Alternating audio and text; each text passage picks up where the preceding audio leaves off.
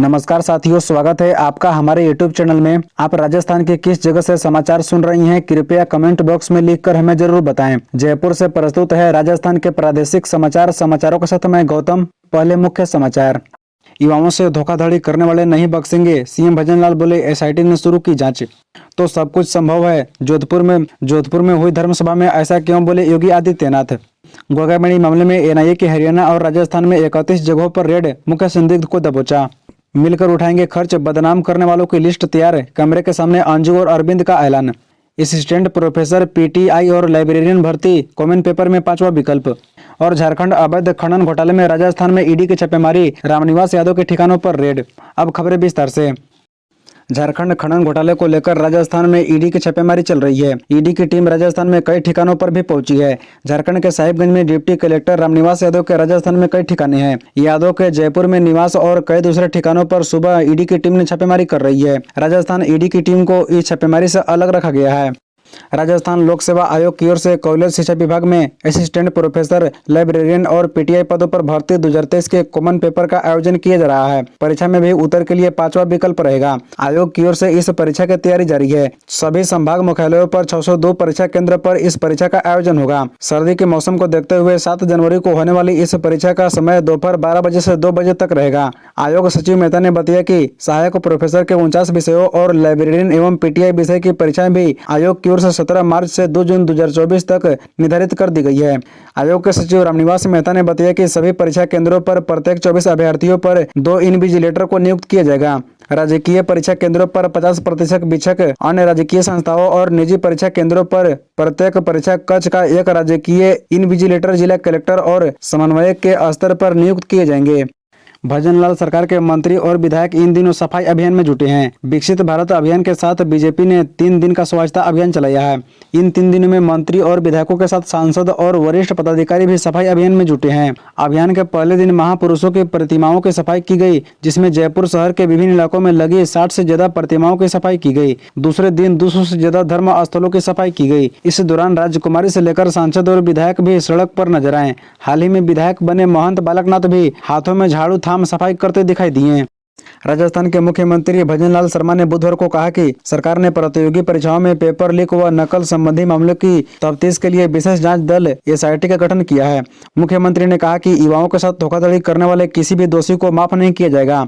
भजनलाल शर्मा बुधवार को नागौर के खियाला में आयोजित विकसित भारत संकल्प यात्रा शिविर के आयोजन के दौरान आयोजित जनसभा को संबोधित कर रहे थे। मुख्यमंत्री ने कहा कि राज्य सरकार की प्राथमिकता प्रदेशवासियों को भयमुक्त वातावरण उपलब्ध कराने की है। इसके लिए संकल्प पत्र में किए गए वादों के मुताबिक गैंगस्टर एवं संगठित तौर पर अपराध करने वाले पर नकेल कसने के लिए एंटी गैंगस्टर टास्क फोर्स का गठन किया गया है। राष्ट्रीय राजपूत करनी सेना प्रमुख सुखदेव सिंह गोगामेड़ी मर्डर केस में एनआईए ने बुधवार को हरियाणा और राजस्थान में 31 जगहों पर छापेमारी की। समाचार एजेंसी एनआईए की रिपोर्ट के मुताबिक एनआईए ने हरियाणा और राजस्थान में व्यापक छापेमारी के दौरान एक मुख्य संदिग्ध को गिरफ्तार किया है। इसी के साथ ही गोगामेड़ी हत्याकांड मामले में अब तक आरोपियों की संख्या 9 हो गई है। बताया जाता है कि एनआईए की कई टीमों ने दोनों ही राज्यों में स्थानीय पुलिस बल के साथ मिलकर विभिन्न संगठनों पर तलाशी अभियान चलाया। बता दें कि सुखदेव सिंह गोगामेड़ी की 5 दिसंबर को राजस्थान में जयपुर में उनके आवास पर 3 शूटरों ने गोली मारकर हत्या कर दी थी। इसके बाद हत्या में शामिल 2 शूटरों रोहित राठौर और नितिन फौजी को 9 दिसंबर को सूत्रों के माने तो सुखदेव सिंह गोगामेड़ी मर्डर केस में हाई प्रोफाइल गैंगस्टरों की संलिप्तता को देखते हुए एनआईए ने इतने बड़े पैमाने पर ऑपरेशन चलाया है। सुखदेव सिंह गोगामेड़ी की हत्या के तुरंत बाद लॉरेंस बिश्नोई गिरोह से जुड़े गैंगस्टर रोहित गोदरा ने वारदात की जिम्मेदारी ली थी।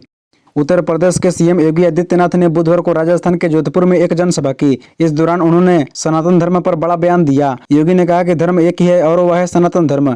अयोध्या में आगामी 22 जनवरी को श्री राम जन्मभूमि मंदिर में रामलला की प्राण प्रतिष्ठा के कार्यक्रम है। योगी आदित्यनाथ कल जोधपुर के दौरे पर रहे, जहाँ उन्होंने पालासनी गाँव में 2 दिवसीय मारवाड़ राजगुरु मठ चिड़ियानाथ की आसन पर धर्म सभा को संबोधित किया। इस दौरान केंद्रीय मंत्री गजेंद्र सिंह शेखावत, राजस्थान के कैबिनेट मंत्री जोगाराम पटेल और कई अन्य जनप्रतिनिधि साधु संत मौजूद रहे। योगी आदित्यनाथ ने धर्म सभा को संबोधित करते हुए कहा कि सनातन धर्म सबसे बड़ा धर्म है, जिसे आज पूरा भारतवर्ष अनुभूति कर रहा है। पाकिस्तान से लौटने के करीब 1 महीने बाद अंजू की मुलाकात उसके भारतीय पति अरविंद से हुई। दोनों करीब 5.5 महीने से एक दूसरे से नहीं मिले थे। हालांकि बीते दिनों जब अंजू के वापस आने की बात अरविंद से पूछी गई थी तब वो भड़कते हुए बोले थे कि मैंने उसका ठेका नहीं ले रखा है। लेकिन अब दोनों ने एक इंटरव्यू के दौरान बच्चों, तलाक और नसरुल्लाह को लेकर कई खुलासे किए हैं। अंजू और अरविंद एक साथ मिलकर एक यूट्यूब चैनल से बातचीत की। दोनों एक ही कमरे में मौजूद थे और दोनों के बीच उनका वकील खड़ा था। अरविंद से पूछा गया कि इतने दिनों बाद अंजू से मिलकर कैसा महसूस कर रही हैं। अरविंद ने कहा, अच्छा लग रहा है। हम दोनों ने बच्चों के भविष्य के बारे में बातचीत की है।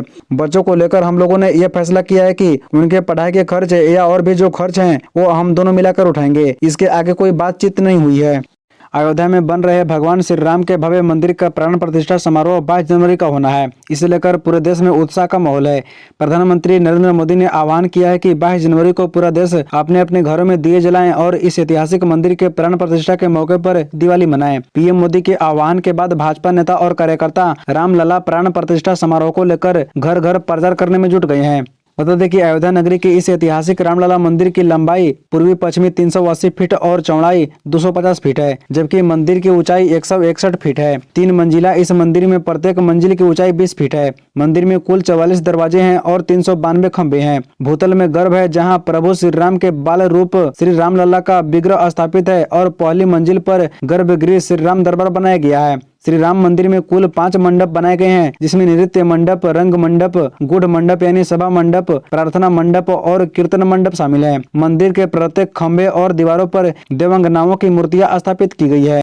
राजस्थान के नए मुख्यमंत्री भजन लाल शर्मा को बधाई देने का सिलसिला अभी जारी है। इसी सिलसिले में बुधवार सुबह राजस्थान पुलिस सेवा परिषद के पदाधिकारी मुख्यमंत्री से मिलने पहुंचे। पुलिस अफसरों ने सीएम भजन लाल को फूलों का गुलदस्ता भेंट किया।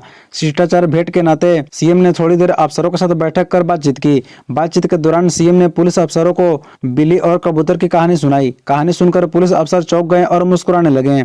बिल्ली और कबूतर की कहानी सुनाकर सीएम भजनलाल ने सीएम अफसरों को बातों ही बातों में बड़ी नसीहत दे दी। उन्होंने साफ संकेत दिए कि किसी को इस गलतफहमी में नहीं रहना चाहिए कि उसे कोई देख नहीं रहा। कबूतर की तरह मूर्ख बनने से कोई फायदा नहीं है। कौन क्या कर रहा है यह खबर ऊपर तक पहुंच जाती है।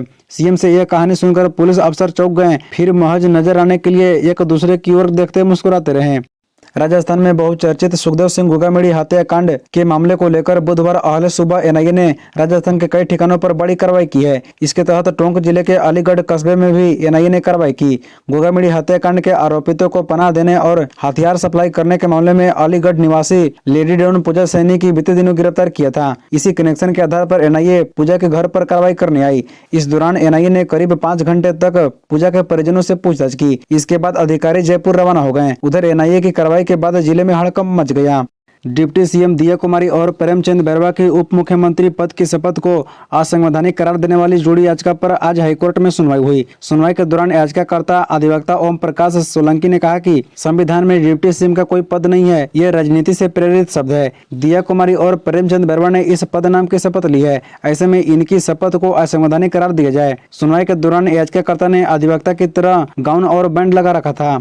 इस पर कोर्ट ने नाराजगी जताते हुए कहा कि जब अधिवक्ता याचिकाकर्ता के रूप में कोर्ट के समक्ष उपस्थित हो तो उसे गाउन व बैंड नहीं लगाना चाहिए। इसके बाद कोर्ट ने सुनवाई 5 जनवरी तक टाल दी। जयपुर में नगर निगम हेरिटेज के क्षेत्राधिकार में आने वाली सभी मीट की दुकानें 22 जनवरी को बंद रहेगी। राम मंदिर प्राण प्रतिष्ठा को ऐतिहासिक बनाने के प्रयासों के तहत यह फैसला किया गया है। दरअसल सिविल लाइन्स विधानसभा से विधायक गोपाल शर्मा ने बुधवार को नगर निगम हेरिटेज में हुई बैठक में 22 जनवरी को ड्राई डे घोषित करने की मांग की। उनके प्रस्ताव का नगर निगम हेरिटेज की मेयर मुनेश गुर्जर सहित सभी अधिकारियों ने समर्थन किया और हेरिटेज क्षेत्र में आने वाली सभी मांस की दुकानें बंद रखने का आदेश दिए। अल्कोहल नगर निगम के क्षेत्राधिकार में नहीं आती है, इसलिए शराब की दुकान हम बंद करने के लिए अधिकृत नहीं होंगे। मेयर मुनेश गुर्जर ने कहा, विधायक गोपाल शर्मा के मीटिंग में दिए गए प्रस्ताव को हमने मिनिस्ट में लेकर लागू करने का फैसला किया है। इसके तहत 22 जनवरी को नगर निगम हेरिटेज की चारों विधानसभा क्षेत्र की सभी मीट दुकानें बंद रखा जाएगा। साथ ही 22 जनवरी के दिन जयपुर में दीपोत्सव भी मनाया जाएगा। इसके तहत शहर के सभी प्रमुख मंदिर और दरवाजों पर नगर निगम द्वारा रंगारंग रोशनी और सांस्कृतिक कार्यक्रम का आयोजन होगा। और अब अंत में मुख्य खबरें संक्षेप में। शेखावत ने लिया साधु संतों का आशीर्वाद। पवित्र स्थल सिद्ध श्री चिड़ियानाथ जी के आश्रम पलासनी में आयोजित धार्मिक कार्यक्रम में हुए शामिल। सीएम भजन लाल शर्मा गुरुवार को राजसमंद दौरे पर चारभुजानाथ मंदिर में दर्शन कर शिविर का करेंगे अवलोकन। कैबिनेट मिनिस्टर बनने के बाद पहली बार जोधपुर आए पटेल, स्वागत में उमड़ी जनता। जोगाराम बोले विभाग देना सीएम के स्वविवेक का विषय। बाइक चोर गिरोह के 3 आरोपी पकड़े, 10 बाइक बरामद। प्रताप नगर थाना पुलिस की कार्रवाई। कांग्रेस के पूर्व एमएलए के घर गए डिप्टी सीएम बैरवा, भाजपा विधायक गोठवाल नदारद रहे, बोले मुझे देर से सूचना दी गई। और सीएम भजनलाल बोले कांग्रेस ने बाप बेटे में खाई खोदने का काम किया, गहलोत सरकार में भ्रष्टाचार और अपराध बढ़ा, 17 पेपर लीक हुए।